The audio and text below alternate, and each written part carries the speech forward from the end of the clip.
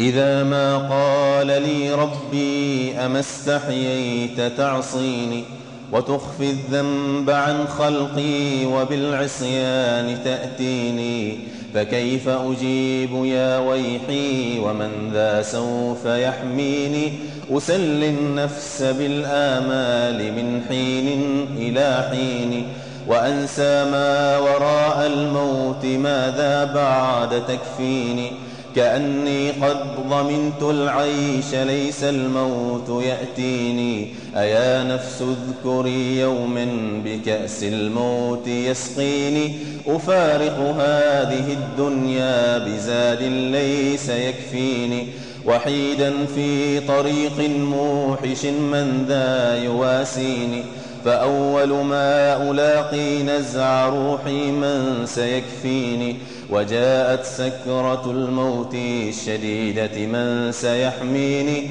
نظرت إلى الوجوه آيسا فيهم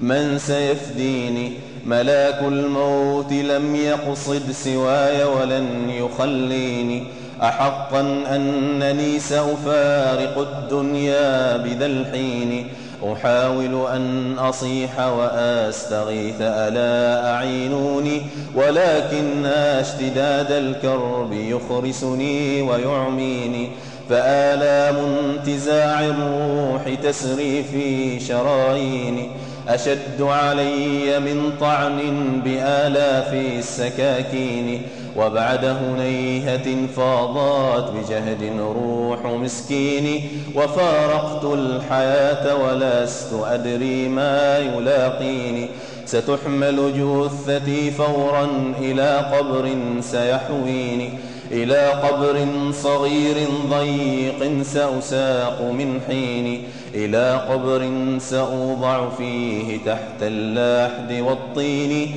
إلى قبر صغير موحش من ذا يواسيني، سأبقى فيه وحدي ليت هذا الهول يكفيني، ولكن الدواهي سوف تأتيني وتأتيني، سأسأل ما الذي قدمت في دنياي ينجيني، فكيف إجابتي من بعد ما فرطت في ديني، وكيف أجيب إن سوات في الدنيا دواويني، ألا يا ويح نفسي كم عصت في سالف الحين، ويا ويحي ألم أسمع كلام الله يدعوني، ألم أسمع لما قد جاء في قاف وياسين،